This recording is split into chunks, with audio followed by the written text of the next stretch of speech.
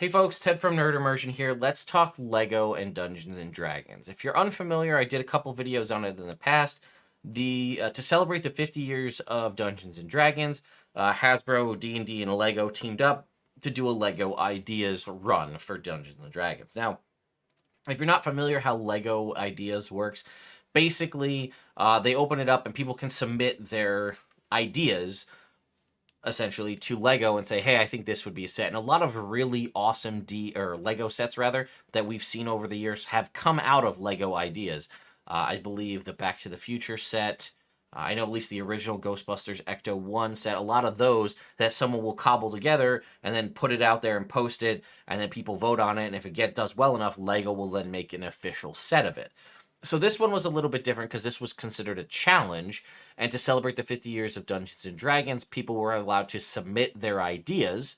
And what was that? There was 620 different options out there for you to choose from, and then it went into expert review, which is where the folks from Lego and their internal team review it, and then they narrow it down to finalists. And now, as of today, the crowd vote has opened. It is open today, November 28th, all the way through December 12th. So if you would like to cast your vote for which finalist you'd like to see be developed into a full-blown Lego product, now's the time to do so.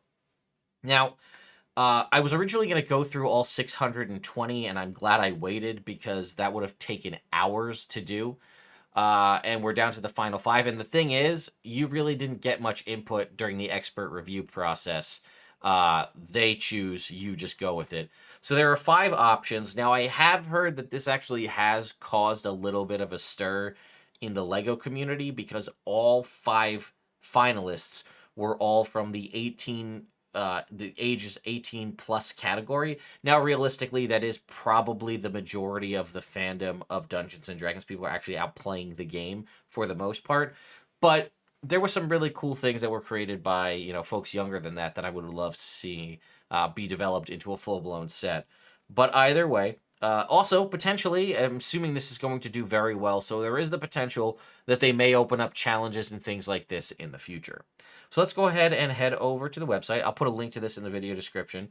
But here you can see it's 13 days left on the crowd vote. Here's all the information. And then we scroll down to the bottom. And then here's the prizes. Oh, by the way, I didn't realize they had the prizes listed, so let's look at that. The fan designer whose design is chosen to become LEGO Ideas D&D product will be compensated as outlined in the following product outline guidelines. 1% of the total net sales of the LEGO Ideas D&D product set, 10 complimentary copies of the set they designed, credit and bio and set materials as the LEGO Ideas fan designer, and a prize package of D&D goodies. Submissions chosen for the fan vote phase but not selected will receive the following. The medieval castle, the medieval blacksmith, and a package of D&D goodies. So that's 1% of the net sales, though. That could be huge, which is awesome. All right, so let's see. We have these 5. I've opened them all up in individual tabs. So we have Dragon's Keep Journey's End by Bolt Builds here. And this is very pretty. I like this. We can see people here. We got the dragon wrapping around the castle. Oh, I didn't even notice the beholder kind of inside in the cave. Oh, and it looks like there's like a drawbridge possibly here. There's the dragon itself. There's the different figures there that they included for various party members. The beholder. Yeah, this is really nice. So again, the only other thing that kind of bugs me a little bit, and I get it, is for the most part, these are display pieces, less things you could use to play D&D. Not to say that they had to be, but I did see that in the comments when I first covered this, a lot of folks are very excited about the concept. Some people put out like modular terrain and things that you could do using Lego pieces. Now, who knows who ultimately shut that concept down and voted for these 5 during the expert review, especially because Wizards of the Coast and other people have their own terrain. But people were really excited about basically being able to use Legos in a formally, like, I mean, not that you can't use Legos to do your D&D games anyway. My son, who's 5, likes to do that. He makes like D&D maps with characters and everything using his Legos. So you could obviously do that too. But a lot of people were excited at the concept of it being officially branded. So like I said, this is probably one of the ones that's most like D&D-esque. Like, you could use these, like, Beholder at your table, the Dragon at your table, even these minifigures. But for the most part, the other ones are, like, a design piece you put on a shelf. So, we have Tiamat's Dice Tower here, is one of the other winners here. This is obviously a dice tower. So this one's a little bit more interesting. We see we have some heroes here in the front. We have Tiamat herself on the back. And then you can see we do have a little bit of a dice tower. I'm trying to see. I don't know all the little individual pieces here. Oh, weapon storage and things. But we do have a traditional dice tower. Now, I don't know how kind of moving parts this dice tower actually has, because there is, like, this guy here, the mechanical dice roller that we've seen, where you put the dice in the little tray on the bottom, you pull this lever down, and it raises it up top, and then, well, actually, we're going to open that, and I'll just show you, rather than me just talking about it. So, this is pretty cool. Watch this. So, like, that's a really cool dice holder that I like. And you can see there's also this red dragon dice holder as well, which is just like a, it just holds a little dice drawer. But either way, I like the look of this Tiamat's dice tower quite a bit. I really like the way they designed Tiamat and the different breath weapons and things. It does appear that she is removable, at least from when looking at this piece. But if I'm going to have a Tiamat dice tower, also this stained glass window piece that they did, is that individual bricks? That's a little crazy. Can we get a look at that? That must be a custom piece they made for it. But I really like it, but I don't know if you're actually able to roll the dice when Tiamat's on top of it. I guess maybe. But one of the things that I think makes dice towers the best is when they have baffles that, like, the dice click clack coming down. It looks like there may be at least a ramp in there. So either way, it's nice to see something again. This is, like I said, this is less of a this kind of the Dragon's Keep Journey's End is kind of an in between, like, sort of a display piece, sort of functional. The dice tower is obviously functional, but it's not like you're going to be using these pieces necessarily at the table. The transforming mimic is amazing because it, like, as you can see, it flips and turns over. The little thing says treasure chest, and then it flips to a mimic with the stat block, and then the little pieces flip in and out to make the mouth. Again, fantastic design, killer designed piece. I love this. It even opens up. You can see the tongue in the inside and everything. Really great. I like it a lot. The design looks perfect. I'm all about it. But like I said, like, this is not something, obviously, just with the nature of the size of these bricks, you're not going to put this on the table. Not to say that it has to be, but either way, very cool. Then we have Xanathar the Beholder, and I do like this one. It's kind of like a little. We can see we can even store dice inside it. This one. Oh, hold on. This might be my favorite. So it does have a Xanathar, which I do like. And it does look like with this cog on the back, you can actually move his central eye.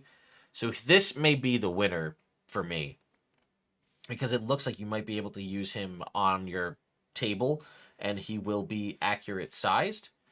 And they really put a lot of extra effort in it, because it looks like this bookcase is actually a dice tower, and they even have like a little mini Tiamat here in the case. And Xanathar's desk is dice storage. And the pieces can move, it looks like, from showing this off. Turn the gear of the Xanathar makes his eye move. His jaw and eye stalks are articulated. Store all your dice inside his desk. Put all the desk accessories on the bookshelf and easily transport the desk as a dice storage unit. The bookshelf doubles as a dice tower. Open the trapdoor. Yeah, this one is probably one of my favorites, just because of the amount of versatility you get in it. I mean, I love the Mimic. I think the Mimic is fantastic. It's a cool design. I love this. Like again, this is a kind of piece that I would, like, put up on a shelf, maybe shine a light up on it, just as it's shown here in this design. I like the Tiamat Dice Tower, but I think Xanathar's got my number here. And then lastly, we have the Monster Manual, and this one is also very cool. So you can see it has the Monster Manual here, and we have a variety of iconic creatures. We have a gelatinous cube, a red dragon, Demogorgon. Looks like Strahd on a nightmare, a beholder, and a mimic.